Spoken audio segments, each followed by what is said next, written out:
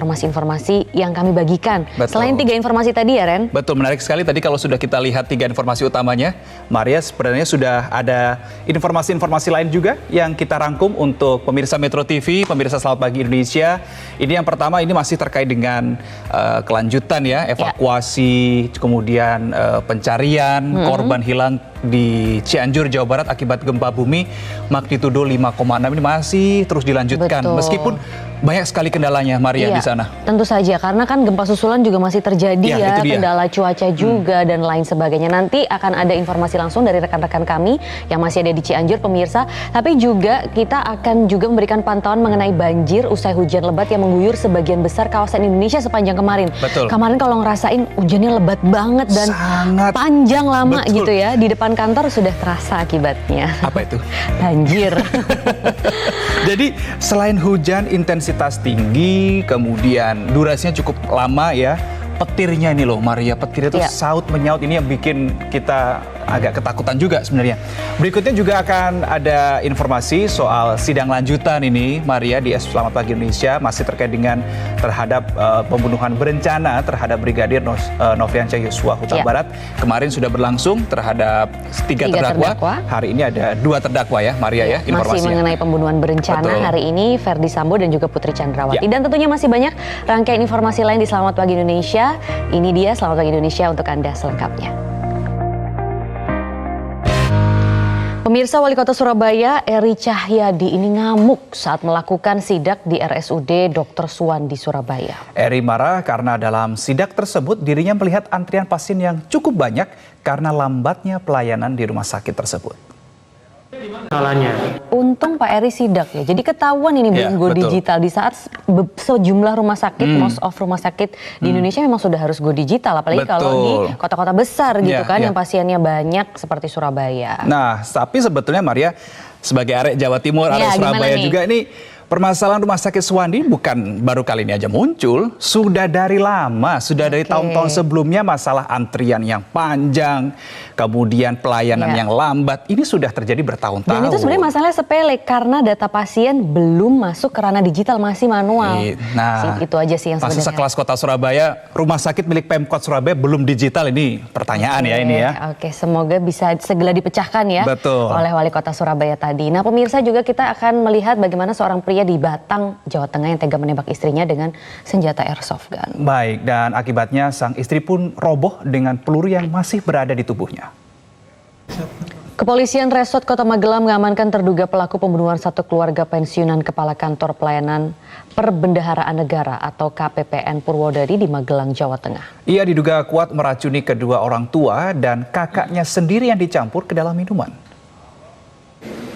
Ya, pemirsa, Polresta Magelang hari ini direncanakan akan menggelar olah TKP kasus 3 orang anggota keluarga yang meninggal karena diracun. Koresponden Media Group Network Yuki Pramudia punya informasi selengkapnya langsung dari Desa Mertoyudan, Magelang, Jawa Tengah.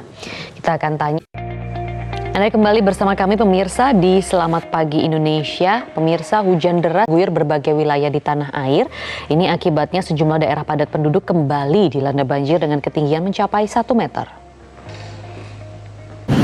Sementara itu pemirsa, pencarian korban gempa Cianjur masih terus dilakukan. Sampai hari ini sebanyak 9 orang masih dinyatakan hilang akibat gempa bumi magnitudo 5,6. Untuk informasi selengkapnya kita bergabung dengan jurnalis Media Group Network Sisilia Sinabariba dari Desa Cicadas, Cianjur, Jawa Barat. Sisil, pemirsa, para pengungsi korban bencana gempa Cianjur kini mulai terjangkit penyakit. Masalah sanitasi, higienitas hingga cuaca jadi penyebab munculnya penyakit di tengah pengungsi ini. Puluhan polisi dan komunitas motor trail menembus daerah terpencil untuk mendistribusikan bantuan korban gempa Cianjur. Hal ini karena masih ada korban gempa di daerah terpencil dan membutuhkan bantuan. Sepekan sudah pemirsa, para pengungsi gempa Cianjur bertahan hidup di posko pengungsian. Ketika hujan, kondisi posko menjadi becek serta mengancam kesehatan para pengungsi yang mulai menurun.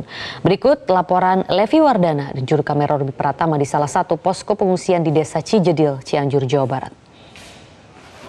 Nih pemirsa, memasuki hari kelima pencarian korban di Kampung Cicadas. 2 orang warga di kampung tersebut masih belum ditemukan. Keluarga pun turut membantu tim SAR mencari titik terakhir korban. Pemirsa, Menteri PUPR Basuki Hadi Mulyono dan juga Menteri Sekretariat Negara. Anda kembali bersama kami di Selamat Pagi Indonesia. Maria dan juga pemirsa, kalau tadi kita lihat sudah fillernya begitu ya, Jokowi mantu, tentu kita sudah tahu informasi yang akan kita bagikan di segmen ini. Pemirsa, toko busana Jawi Suratman di Surakarta, Jawa Tengah ini kembali mendapat kepercayaan untuk merancang dan juga membuat pakaian yang akan dikenakan keluarga dan besan pada pernikahan Kaisang dan Erina akhir pekan ini. Menteri PUPR Basuki Hadi Mulyono dan Menteri Sekretariat Negara Pratikno akan menjadi saksi nikah Kaisang Erina. Nama keduanya pun termuat dalam berkas administrasi yang diterima Kantor Urusan Agama Kapanewon Depok, Sleman. Pemirsa, rangkaian prosesi adat ngunduh mantu pernikahan Kaisang Erina akan berlangsung di Rumah Dinas Wali Kota Surakarta atau Loji Gandrung. Sementara di Pura Mangkunegaran hanya akan menjadi lokasi tasyakuran. Hal itu diukurannya. Ya, itu tadi adalah rangkaian persiapan setelah rangkaian, kalau kita lihat di sosial media kan ini yang lagi viral rangkaian prewedding begitu ya, dengan aneka ragam busana Indonesia. Dan kalau kita melihat tadi bagaimana gladi kotor yang dilakukan, kemudian tipe atau jenis pakaian beskap yang sudah dipesan, berarti ini besar kemungkinan akan menggunakan adat Jawa ya, kalau kita melihat ya, pernikahan dari Kaisang dan juga Erina. Karena dua-duanya wong Jawa. Satunya wong Solo, satunya wong Jogja ya. Maria wong mana? Wong Solo dong. Wong Surabaya. Jadi sama-sama Jawa. Ya.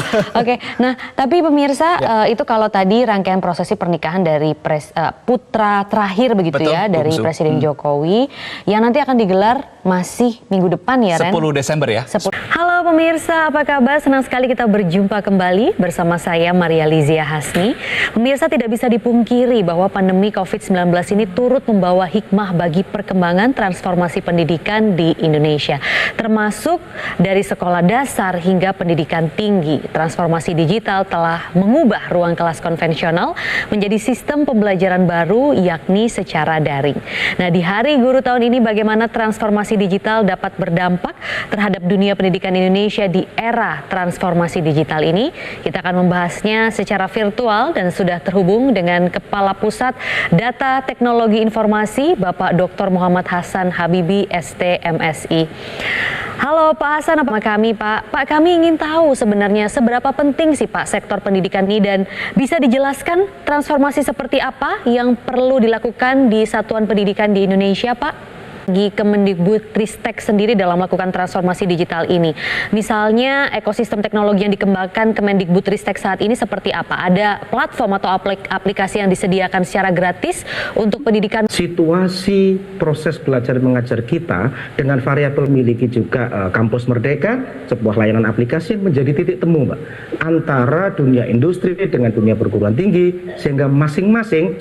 Baik. Sebenarnya sudah banyak sekali ya program-program ataupun platform yang coba dihadirkan di sini. Tapi pastinya juga tidak sedikit tantangannya. Misalnya saja selain skala yang besar, kemudian keragaman satuan pendidikan, pendidik, serta peserta didik di Indonesia ini tentunya menjadi tantangan dalam transformasi digital ini. Nah, bagaimana upaya dari Kemendikbudristek agar implementasi transformasi digital ini dapat merata dan juga holistik?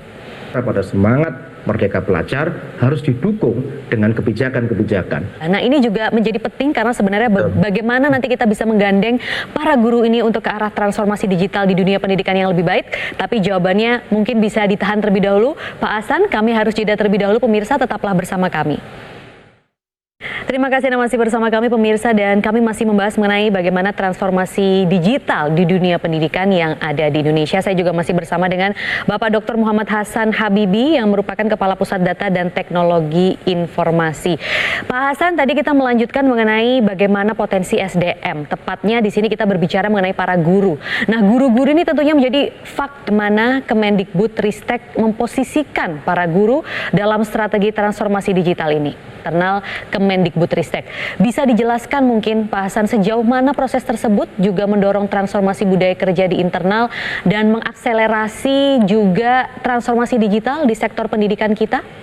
Ya udah lebih dari 1.000.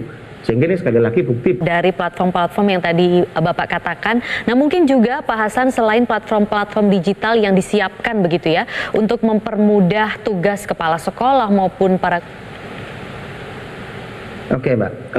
Sebelum bicara TIK atau Teknologi Informasi dan Komunikasi serta Transformasi Digital, Bapak Dr. Muhammad Hasan Habibi, Kepala Pusat Data dan Teknologi Informasi Kemendikbudristek sudah bergabung bersama kami. Salam sehat, Pak. Setelah perbincangan kami mengenai transformasi digital di dunia pendidikan di Indonesia. Jangan kemana-mana, kami masih akan kembali sesaat lagi. Pembunuhan Yosua dengan terdakwa Verdi Sambo dan Putri Chandrawati akan kembali berlangsung hari ini. Sidang diagendakan mendengarkan keterangan saksi yang dihadirkan oleh jaksa penuntut umum. Dan pemirsa, untuk informasi terkini kita akan segera bergabung dengan jurnalis Media Group Network Marcelina Tumundo dari Pengadilan Negeri Jakarta Selatan. Ya, Marcel, 9 dari 10. Dan pemirsa, informasi tadi sekaligus menutup jumpa kita di Selamat Pagi Indonesia hari ini. Atas nama rekan-rekan yang bertugas, saya Rino Reksa. Dan saya Maria Lizia Hasni. Pemirsa, kami juga masih akan terus memberikan informasi-informasi terkini seputar